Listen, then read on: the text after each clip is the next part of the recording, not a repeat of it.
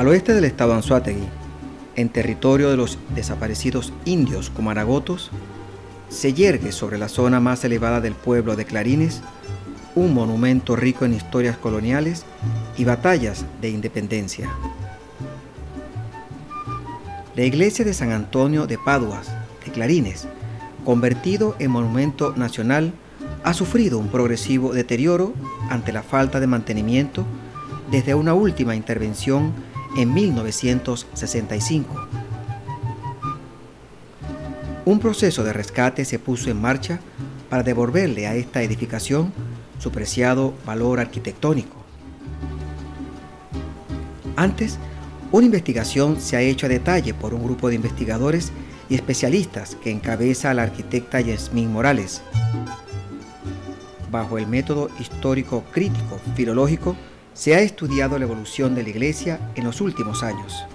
La investigación contempló factores como origen del pueblo de Clarines y la posterior aparición de la iglesia.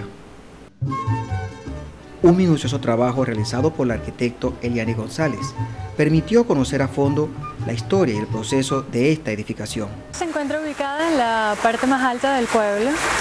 Esto era algo típico en la ubicación de las iglesias.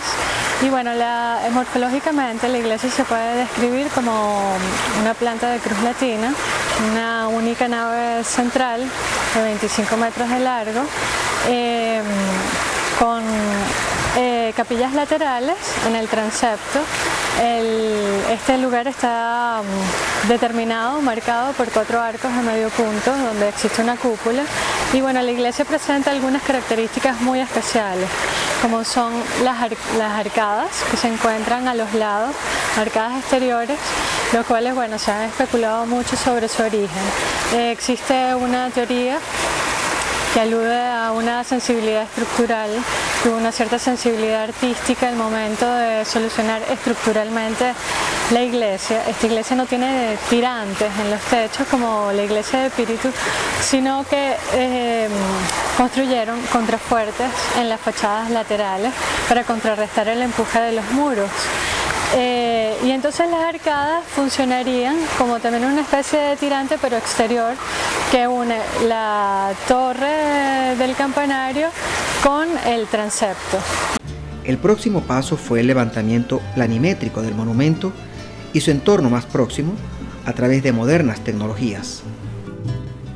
Wilfredo Zabaleta, topógrafo de este equipo de especialistas, midió cada espacio y dimensión de la iglesia, su fachada, áreas laterales, la planta vista desde arriba para conocer toda la edificación a detalle. La lectura fue tomada desde puntos específicos con la estación total. Con el instrumento se midieron los vértices de las paredes que permiten establecer las distancias. Se hizo un levantamiento de la edificación de la iglesia de Clarines con la finalidad de obtener todas las dimensiones de la edificación, todos sus detalles arquitectónicos, para así generar unos planos bien detallados de la estructura, lo cual le permite a los arquitectos obtener la información necesaria para realizar su proyecto de restauración.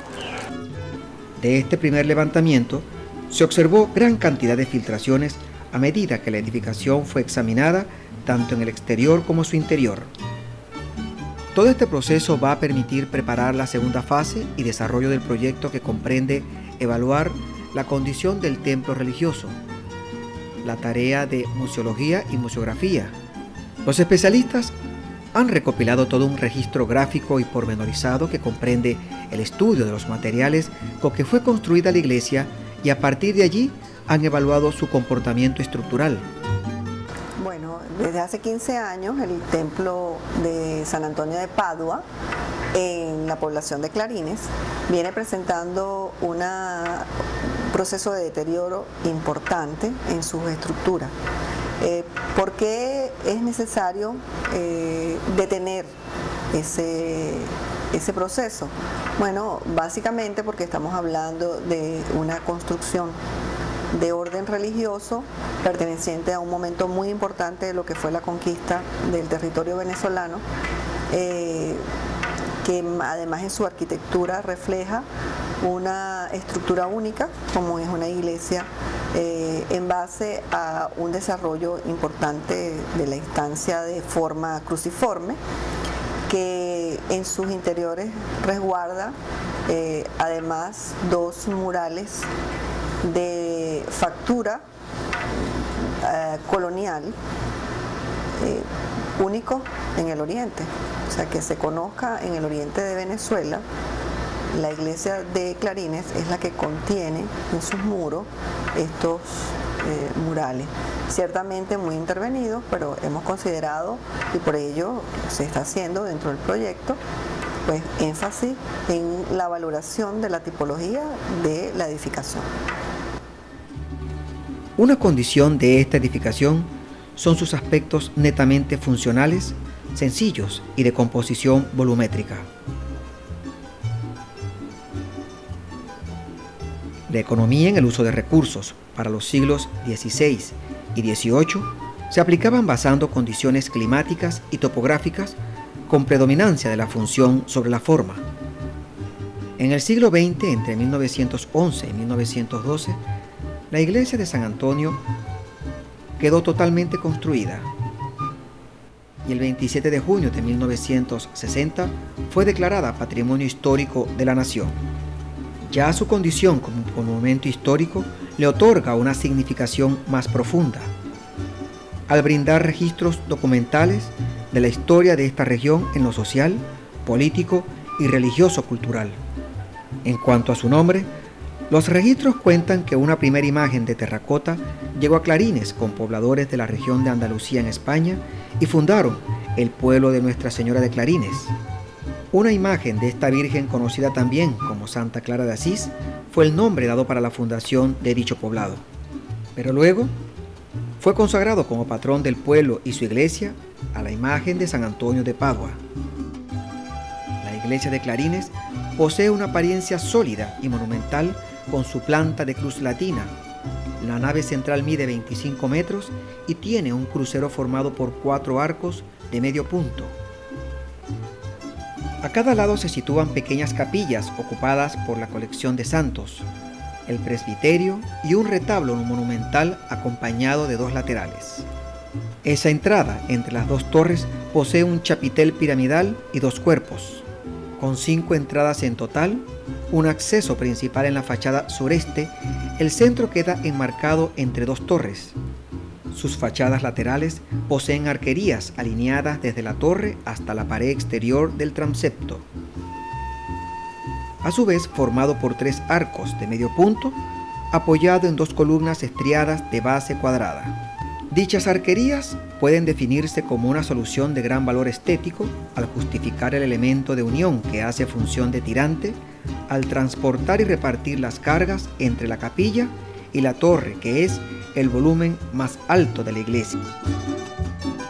Los retablos, imágenes, el púlpito y altar representan la austeridad arquitectónica, pero también el sentido del espacio barroco importado y reinterpretado en las colonias hispanoamericanas.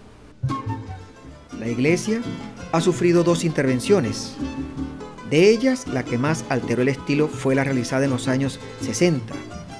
Una primera intervención se realizó en los años 20 a cargo de Ricardo Alfonso, jefe civil del distrito, en 1923. 46 años después, el equipo de especialistas, conformado por arquitectos, restauradores, ingenieros y técnicos, bajo el patrocinio de la Gobernación del Estado Anzoátegui, Yasmín Morales, como arquitecta restauradora y miembro del Departamento de Arquitectura del Núcleo Anzoátegui en la Universidad de Oriente, dirige este proyecto bajo una visión etnohistórica y arquitectónica, pretendiendo también el papel que debe jugar la academia y los estudios para preservar la calidad e importancia de estos monumentos.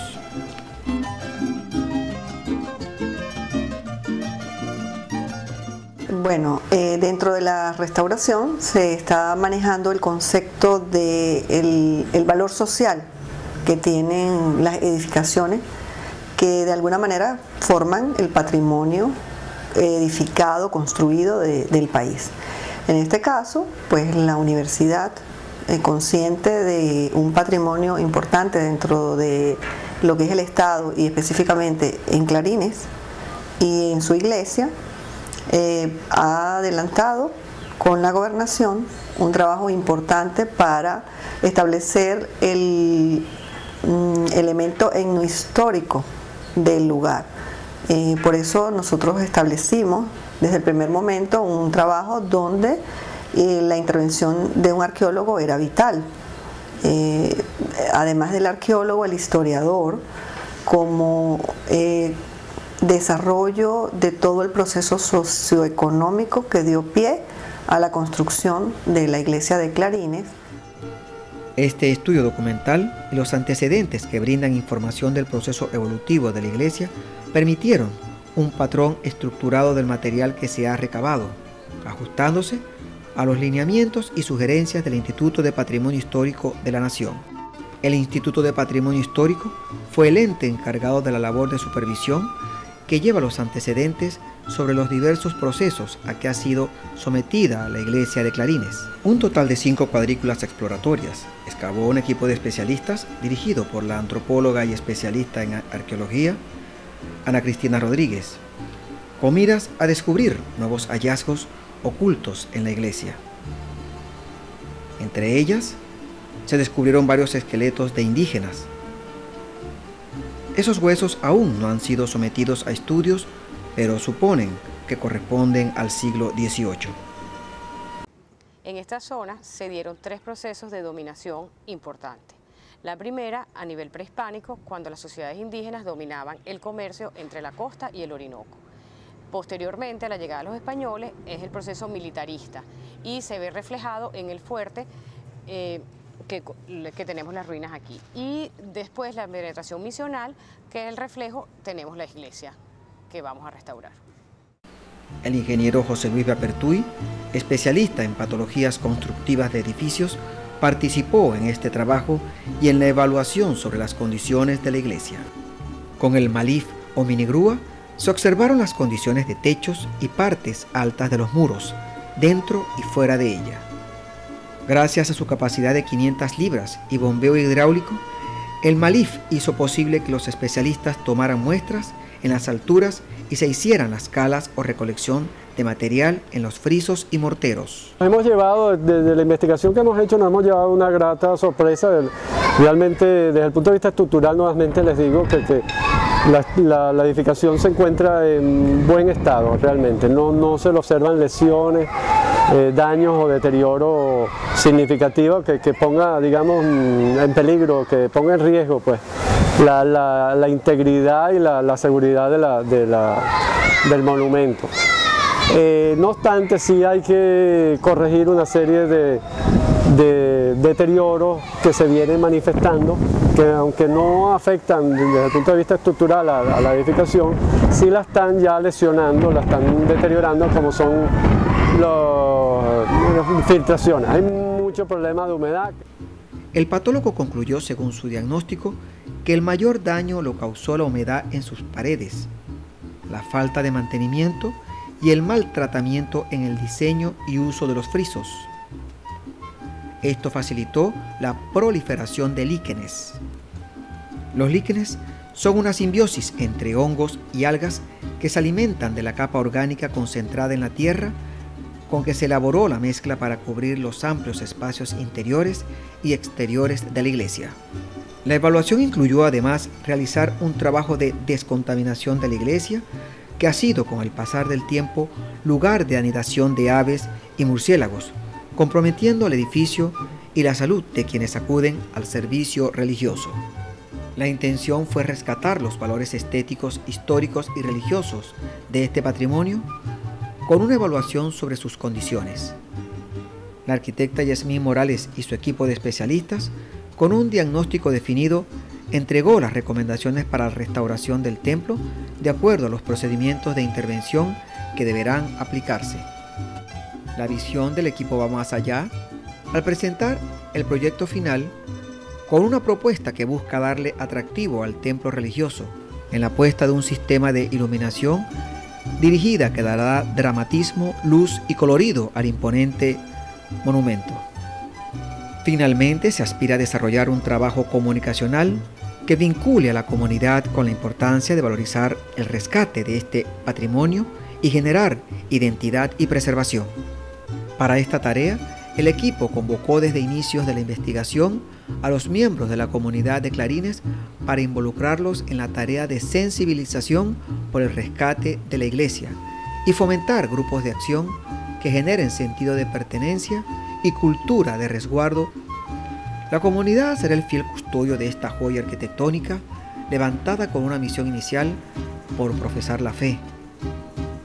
Ahora debe ser conservado por su valor histórico y cultural, pues es el alma que preserva la identidad de este y otros pueblos en el Oriente Nacional.